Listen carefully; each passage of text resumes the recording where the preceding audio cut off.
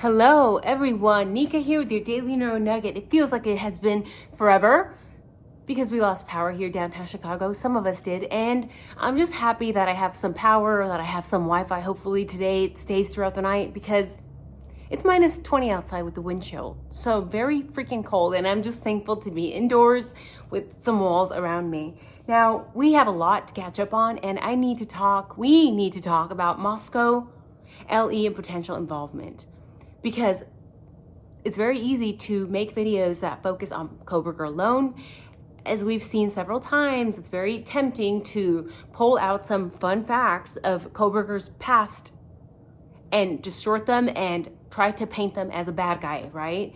We can say, oh, he was an ROTC. Oh, he had a past of drug use. Oh, he allegedly stole his sister's phone, so he's a thief.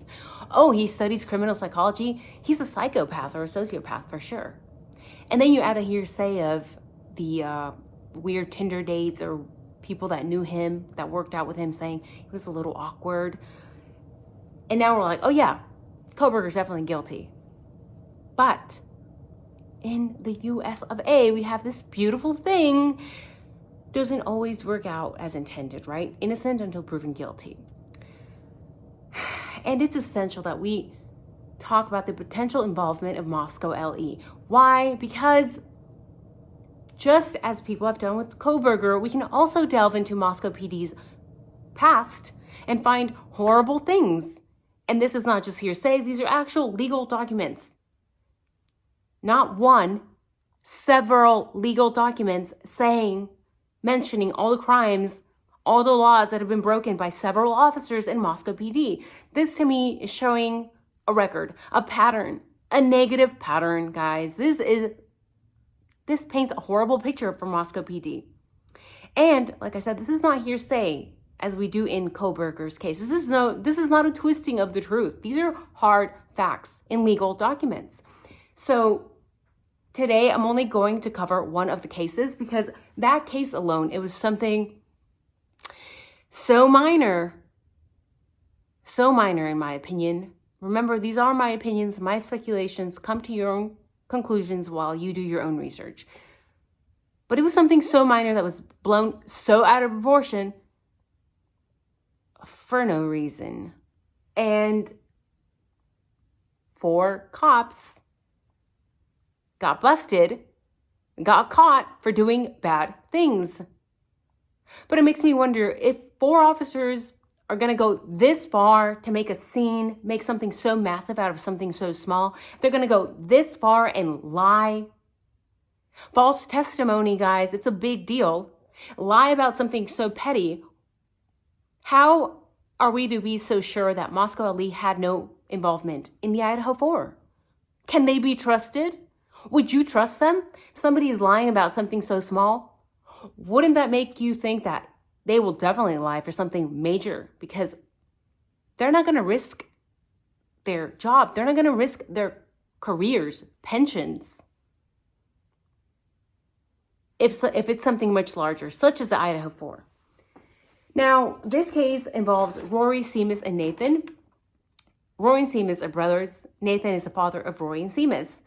Rory, in September 2020, was outside standing too close to his cousin, and Moscow PD threatened to jail him. At the end of September 2020, Rory was singing church songs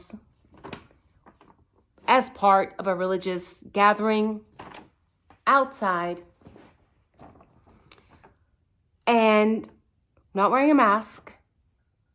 Moscow PD threatened to jail him. Moscow PD was very tyrannical when it came to the mask, having to wear a mask. And they were saying that they enforced this regulation so heavily because they cared. Although, if it's for religious purposes, they cannot arrest you for that. They cannot. They are violating that amendment.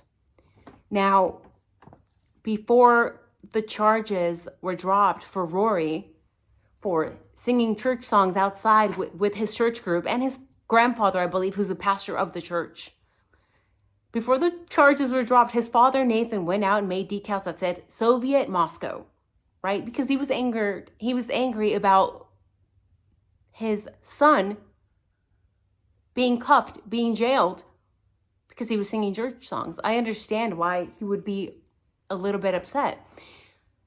Nathan makes the decals, goes and sticks them all over town, and this pissed off Moscow PD. So when they were cuffing his son, Rory, and Seamus, who was a minor, he asked officers if he could approach his son, and they said no. But remember, his son is a minor. He is a minor. He's not allowed to be interrogated without his father there. Then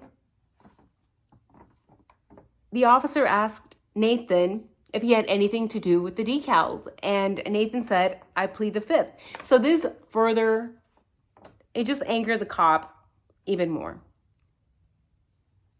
After that, the city sent people to remove the Soviet Moscow decals that were placed all over town.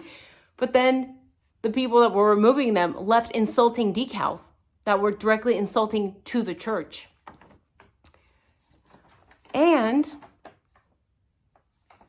Rory, when he was stopped by Moscow PD and asked to identify himself, Rory said, I thought it was not a stop and identify state.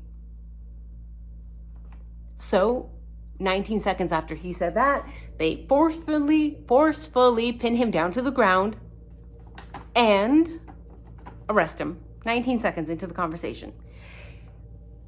When they were analyzing the footage, we can see what actually took place, right? Because there was footage. Unlike Brian Kohberger's case, there's no footage, there's no nothing, all the documents are sealed. Yeah, that's not sketchy at all. So they questioned Officer Nunez, Officer Gunderson, Officer Bautista, Officer Warner, 4 officers about the handcuffing, the arrest, everything that took place that day. And the officers said they feared for their safety. Of course, there was no audio in the footage, magically.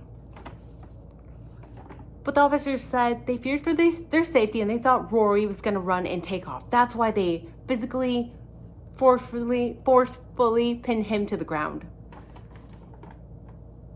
After the footage was analyzed, guess what's seen? Rory's being calm, he's being compliant, he's being respectful. So no reason for them to use force.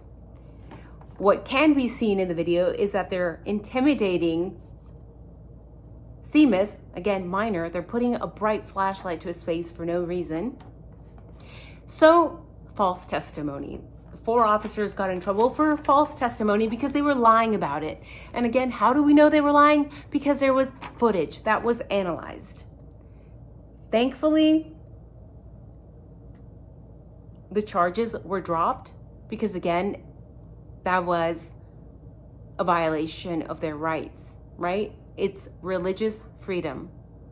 They had the right to practice, even if that meant singing church songs outside with their fellow church members. So, Rory, Seamus, and Nathan, at the end of last year, were still fighting for this case because they pushed it even further when they said, hey, we actually have an even bigger case. Because what did they do? They not only harassed and intimidated and used excessive force, but they also violated First Amendment, right, speech, Fourth Amendment, excessive force, Fifth Amendment. Why? Because the Fifth Amendment says that if you do not consent to a search and seizure, they can't search you. But what happened in this case? They did not consent to a search and seizure, and the officer said, screw it, we're going to search you anyway. Another violation there. And also the 14th Amendment for selective prosecution, because there had been other incidences where people had placed decals all over town, but they never prosecuted anybody, just in this case. Why, Moscow PD, only in this case do you want to go and make a scene? Is it because you didn't like the fact that they were able to defend themselves when they said, we plead the fifth? I think they just hit all the right buttons. I'm going to say the right buttons because you are allowed to do that. You should do those things. I often say you guys have to use your brain, use your rights. And if you don't know your rights, that's a problem. You need to be aware of your rights so that when you do come in contact with officers like Officer Nunes, Officer Gunderson, Officer Bautista, Officer Warner, who lie, false testimony, who use excessive force, who harass, who intimidate, you know how to defend yourself. You know to make a big deal, because it is a big deal, because these are all our rights. Do not let them abuse you and not say anything. And I'm of the opinion that if you have family members who are LE and they're doing something wrong, you need to call them out. You need to nip it in the bud immediately. Take care of the problem before it gets worse. Because what happens when you have 4 bad apples? Apples rot. That infection, that mentality spreads potentially to a whole police department. And then you have a police department within the community who we are paying for to serve us, and they're out there intimidating, harassing, abusing power. Not okay. So yes, you have to stand up and say something. It's not the responsibility of YouTubers, not the responsibility of news reporters to do this. This is something we all have to do. We're all citizens here. If you see something wrong, I don't care how minute it is, you better report it. And if it doesn't get solved or addressed, you push it further, as high as you have to go. And maybe that's just me because of my military training. I'm very strict, okay? I want to be able to trust police departments in my community. I want to be safe. I want to feel safe reporting something to my police department. And I want my rights to be protected. If I want to go to church and not wear a mask, then so be it. I understand that we can all disagree there, but that's our rights. Those are our religious freedoms. Whether you're religious or not, this goes further than that. So, Moscow PD, bad track record, 4 bad cops, just in this one case alone, made a massive scene of something so small, including abusing power. When there was a minor involved, not even a consenting adult, a minor. So yeah, for all our safety and the safety of our children, Moscow PD needs to be looked at way more deeply. They should not be checked off the list as there's no way that they could be involved, because this shows a pattern. Okay, that's one of the cases. I can cover more, but their track record is not good. If we're gonna say Koberger had a bad track record, then you need to do some soul searching, some data searching, some fact searching, some legal document searching on Moscow PD, because there's a long list, very long list. And that to me just goes to show that they could be involved. They definitely could be involved. Their track record is horrible. Not to even mention the military boot print potentially. Vans, are you sure it was a Vans? Because that looks a lot like a military boot print or a police officer boot print. Go check out that video. Let me know what you guys think. I have to go get going to my other job.